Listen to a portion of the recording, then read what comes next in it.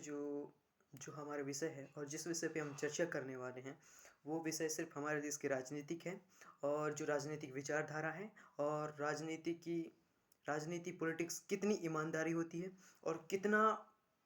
वो अपने देश का विकास करता है और कितने देश के इकोनॉमिक्स जो रेट है उसको बढ़ा रहा है, ग्रोथ कर रहा है, यहाँ की जो पब्लिक है उसकी इनोवेशंस कर रहा है, वहाँ पब्लिक की सिक्योरिटी देखता है, वहाँ की सेवा करता है, वहाँ की जो भी उनकी आवश्यकता है पब्लिक की वो पूरी करता है कि नहीं, इस विषय पे चर्चा करने वाले हैं। हाँ, तो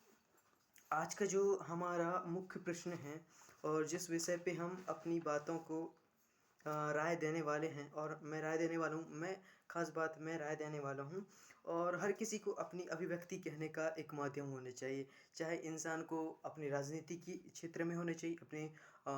देश के बारे में होना चाहिए, देश की तरक्की के बारे में होना चाहिए या फिर जो भ्रष्टाचारी होते हैं, जो देश में घपले होते हैं, जो तक आज तक हमने देखा कि कई जगह सड़कें नहीं बने होते हैं, वहाँ पे कम्युनिकेशंस के बहुत कमी होती है, वहाँ पे स्कूल की बहुत कमी होती है, वहाँ के लोग शिक्षित नहीं हो पाते, वहाँ के लोगों को अच्छी सुविधा नहीं मिल पाती, वहाँ पे हॉस्पिटलिटी नहीं हो पाता। ऐसे बहुत सारे एरिया हैं, अभी भी हैं, बहुत सारे पिछड़े एरिया हैं, जहाँ तक अभी भी पहुँचना बहुत कहना चाहिए एक 0 पॉइंट से 10 पॉइंट तक सिखर गया है, अभी उतना ज़्यादा नहीं। तो हम एक दूसरी चीज़ है हमारे में राजनीति के बारे में बात करें, जैसे हमारे देश में 2 पार्टी हैं, एक बीजेपी है और एक राष्ट्रीय कांग्रेस पार्टी है। हम जानते हैं कि एक पार्टी दूसरी पार्टी को निशाना मानता है, एक पार्टी दूसरी पार्टी को निशाना मानता है। हम ये देखते हैं, हम न्यूज़ में भी सुनते हैं, टीवी में देखते हैं, रेडियो में सुनते हैं, हर चीज़ में, चाहे किसी भी चीज़ में। लेकिन जो राजनेता हमारे देश में रहता है, हमारे देश में राजनीति करता है,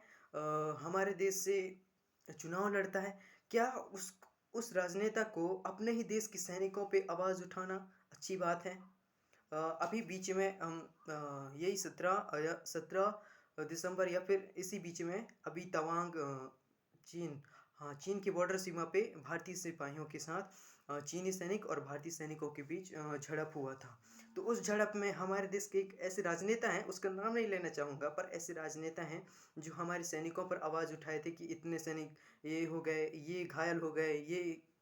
उनकी ये किया। हमारे जो सैनिक हैं वो वीरता और बहादुरी से लड़ते हैं, जी-जान से लड़ते हैं, अपनी जान की परवाह किए बिना लड़ते हैं, अपने परिवारों की परवाह किए बिना लड़ते हैं।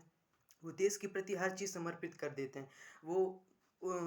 अपनी जान तक उसमें लगा देते हैं। फिर भी ऐसे लोग हैं जो आज भी उनकी सोच थोड़ी छोटी है। थोड़ा बड़ा सोचो, बड़े अपने सोचो, इतने बड़े अच्छे राजनेता हैं आप। आपकी हम भी कदर करते हैं कि आपने बहुत अच्छे पॉलिटिक्स किए। फिर भी आपको ये शोभा नहीं देता कि आप उनके प्रति आवाज़ उठाएँ, आप ये करें।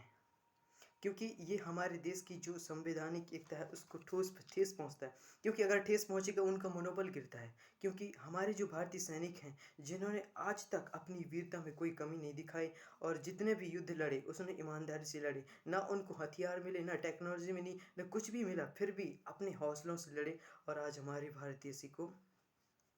सुरक्षित किया, आतंकवादियों से सुरक्षित किया, टेररिस्ट से सुरक्षित किया और जो बाहर बाहर आक्रमण करते थे उनसे सुरक्षित किया। जब कभी देश में एक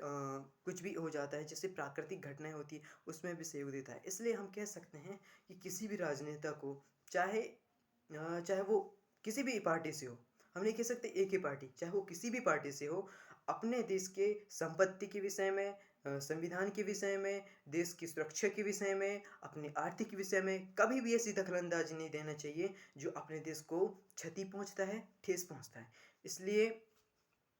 हम तो नहीं कह सकते कि वो उनकी है, उनकी विचारधारा है, वो क्या सोचते हैं हम नहीं सोचते, बस हम अपनी अभिव्यक्ति दर्शा रहे हैं कि उनको ऐसा नहीं करना चाहिए। क्योंकि हमारा भारतीय सैनिक हमारे सबसे सम्मान पात्र हैं, वो एशिया के इतने अच्छे फोर्स हैं जिसकी तुलना नहीं की जा सकती। जो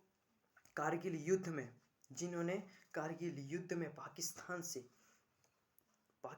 अपनी सरजमीन छुड़ाया था, ऐसी हमारे देश की वीर सिपाही हैं। तो हम कह सकते हैं कि ऐसी विचारधारा ना रखें जो आगे हम चलकर हमको ठेस पहुँचता हो या फिर ये भारत की जनता को ठेस पहुँचता हो। हम देखते हैं कि आजकल की जो राजनीति मुद्दा है बहुत गर्मा देता है। लोग क्या काम करते हैं, जो राजनेता हैं उनकी बात नहीं करूँगा क्योंकि देश के संविधान चलाते हैं, पर ऐसे राजनेता होने चाहिए जो ईमानदार होने चाहिए, जो पीएचडी करके, जो पीएचडी क्यों, जिसको सोशल साइंस में अच्छी पीएचडी की हो उसको राजनेता बनाना चाहिए, नहीं चाहिए कि अनपढ़ ये बन गए, वो बन गए। ठीक है, इसके बाद हम देखते हैं कि जो भी राजनेता हो, जो भी पॉलिटिक्स लीडर हैं, वो क्या काम करते हैं कि वो चुनाव जीतने के लिए, लालच के लिए जो पब्लिसिटी होती है, जो जनता होती है, उसको अच्छी-अच्छी घोषणाएँ कर देते हैं कि ये करेंगे, हम रोज़गार लाएँगे, आपके इधर ये बनवाएँगे, वो करवाएँगे, ये करवाएँगे। एक-एक गिनती कर देते हैं अपने सत्य जो भी वो वचन करते हैं, जो क्या तो कहते हैं हाँ, जो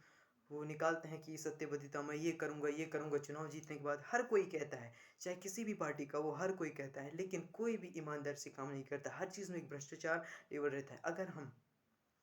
अच्छे से सोचें, दिल से सोचें